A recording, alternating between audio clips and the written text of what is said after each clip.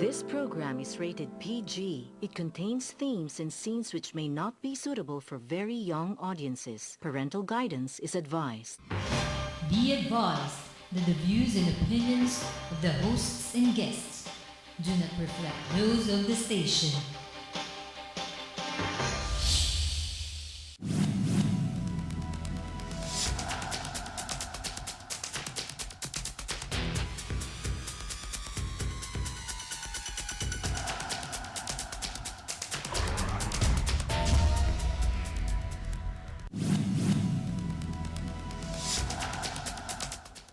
Good evening, Philippines. Welcome to General Assignment, now on its 5th season.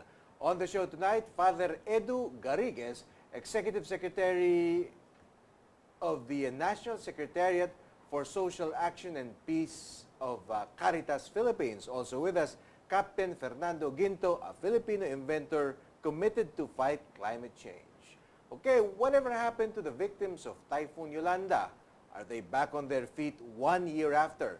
With climate change upon us, are we likely to see more mega typhoons? I'm your host, Miguel Hill.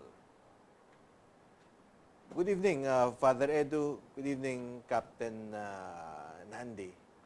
Okay. Good evening. We are a few days away from the first anniversary of Typhoon Yolanda. It's arguably the most catastrophic or the most damaging in terms of not only property but lives, most especially lives. We've had a lot of strong typhoons in the past, but nothing hit us quite like Yolanda. Would you agree, Father Edu? Yes, and it's already 1 year after the typhoon, the most disastrous typhoon in the Philippines. We will be celebrating the commemoration anniversary on the November 8th. So the question is 1 year after, what happened? So in Caritas Philippines, we are trying to pursue the rehabilitation program for the affected communities.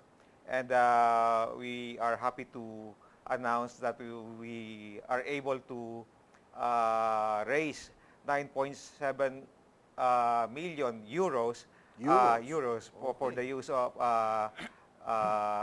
for us to be able to respond to this rehabilitation phase of our work. So in pesos, that's more than half a billion siguro. Yeah, more or less 500 million in peso. Okay, so that's a lot, no?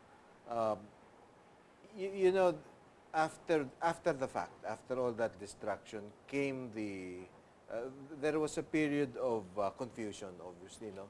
But then came when individuals and groups, organizations got their act together. The long process of repairing the damages. And I'm not only talking about repairing the structures, but also repairing the damaged lives. No? Yeah. Because, you know, there is, of course, the physical damage, damage to the buildings, to the houses, but of course, there's also the emotional, psychological damage of the people. So, has Caritas also tried to address that?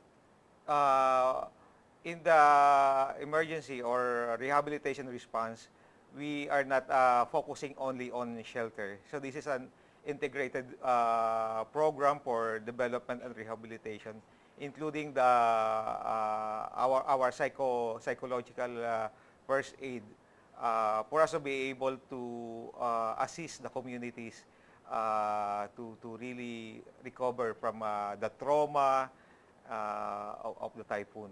Okay, let's try to quantify what has been done so far.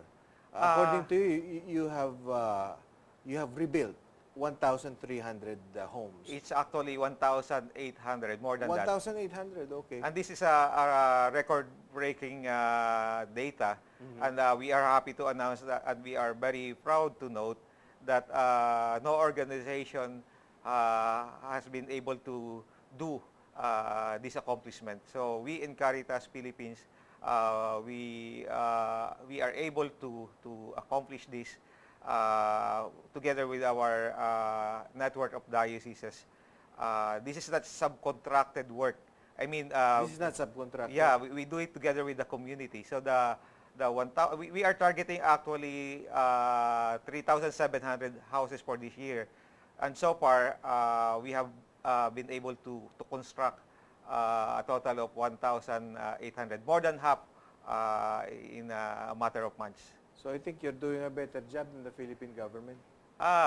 This is As actually, far as the actual reconstruction and repair, would you say? yeah, we need to ask the government how many houses have they built so far. So if we compare our track record, I think they will be ashamed to be compared to what we have done so far. But recently, a reconstruction SAR has already been appointed in the person of former Senator Ping Lacson. Lacson. Has the work progressed further after someone has been appointed to really take the lead in the construction or reconstruction? But what have been done so far is to come up with a grand plan for rehabilitation. But they are just paperwork, no real palpable help and assistance given to the communities for them to really recover. So that's really what is wanting in the government's response. People want something tangible that you can be proud of, that you can brag that you can accomplish something for the community. But so far, it's just the government was able to come up only with that document, a grand plan, a plan for rehabilitation.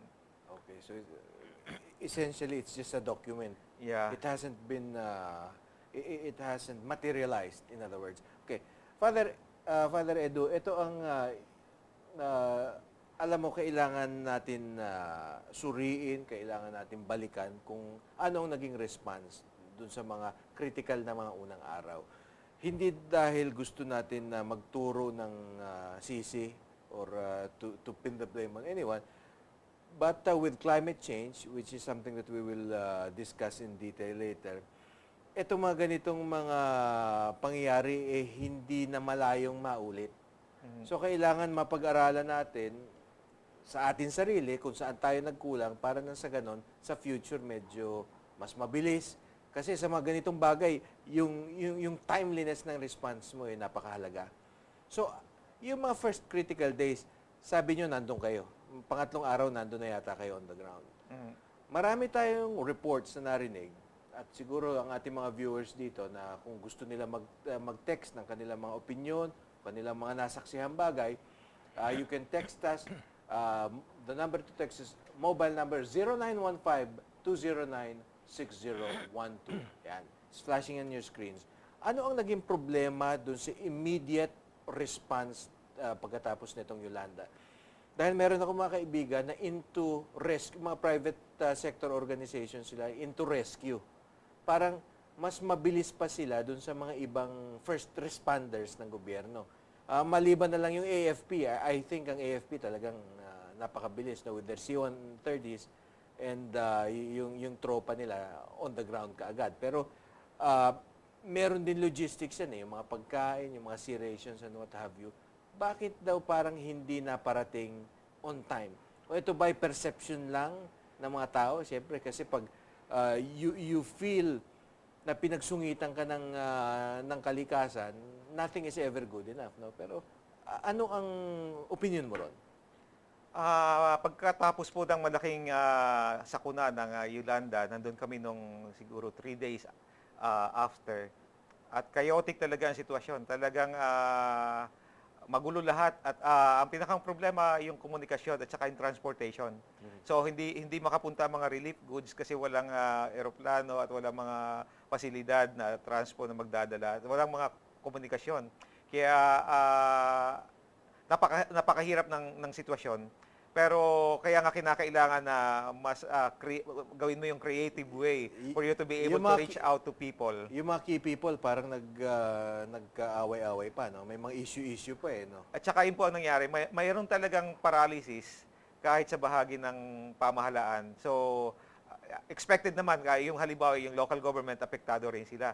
Pero sa bahagi ng national government, yun din yung pinagtataka kung bakit mas dito sa sitwasyon ng Yolanda ay para yatang napakabagal kumilos at dumating ng pagresponde mula sa gobyerno. Mas nauna pa talaga yung mga international NGO at kahit kami ng mga local NGO at yung simbahan din ay mas madali ang kagyat na nakatugon kaysa sa mismong makinarya ng gobyerno. Kay Captain Ginto naman, kayo isang inventor, retired kayo sa Philippine Navy at technically inclined individual kayo.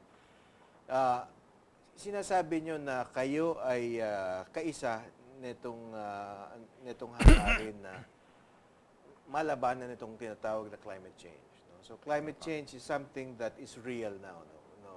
Captain Nandi. Noong 1980s, naalala ko nung estudyante, sinasabi nila ozone layer na nabubutas. Parang hindi totoo eh. Parang theory masyado, pang scientist. Pero ngayon, nararamdaman natin na pag umuulan ngayon, wala nang tigil. Ultimo EDSA, nalulubog. So, bakit kayo pumasok dyan sa parang second career na kayo nag-iimbento ng mga bagay kontra sa climate change? Well, naramdaman po na climate change is already upon us. Gaya po ng mga naranasan nga natin, dumating yung mga ondoy, pepeng, yung mga ganun pong kalamidad na wala hanggang ngayon po, ay nararamdaman natin yung mga buhawi. Pero yan po ay nung bago nangyari yan, na parang nagkaroon ako ng perception tungkol sa bagay na yan dahil ako po'y naniniwala ng mga sinasabi nung una. Kaya ang ginawa ko po, at saka yung pong pag ako'y nakakaano masyado po akong nasisiraan ng diskarte, pagka yung pong mga masakyan, dadaan sa iyo pagkatapos mabuti pang maanuan ako ng masabuyan ako ng putik kaysa yung umuusok na ako talaga po lamang hanggang sa baga natin, nakarating yan. Kaya po, ako'y yun ang nagtulak sa akin para gumawa ng isang bagay na maaaring makatulong para mapigilan ang pagbuga ng... Alam niyo sa rush hour, kung makikita niyo yung skyline dito sa kamay nila, Makati or Ortigas area, basta yung mga, kung makikita niyo yung skyline talaga, parang iba na kulay eh. Ito raw, mga carbon emissions na ito. Ito ang pinaka-culprit, pinagmumulan nitong pagbabago sa ating klima. Sabi po ng World Health Organization, 90% ng air pollution ay nanggagaling sa sasakyan. At alam niyo po ba na ang sasakyan dito, ang Metro Manila ay considered as one of the 5 most polluted cities in the world. In the world po yan, hindi lang sa sari-saring sakit nang nakukuha. Totoo po yan, in the world. Imagine, 5 of the most polluted cities in the world. One of the 5 most polluted cities in the world. Father, Kaya yes. Ano naman natin kay Father Edu yung role din ng simbahan dahil alam nyo, anumang malaking organisasyon, merong kapabilidad to rally their people para gumawa ng something, no? Kagaya ito si Captain Ginto, proactive, nakapag-isip na siya ng isang bagay na kontribusyon, no? Pero kulang kung hindi magkakaroon ng partisipasyon, di ba? Sa amin po sa simbahan ay nakikita natin yung problema sa climate change ay hindi lang problema to ng gobyerno kundi problema to ng lahat. Kasi tayo ang apektado kahit nga po yung sinasabi nating disaster ay nakakonekta to sa climate change. Kasi bahagi to ng tinatawag nating extreme weather events. Dahil na-warningan na tayo, tapos we did not take heed, no? Anyway, again, if you want to take part in our discussions, the number to text is 0915-209-6012. Nag-uusapan po natin ang mga naging epekto nitong Typhoon Yolanda at ang recovery mula dito sa mega typhoon na ito. We'll be right back. Don't go away.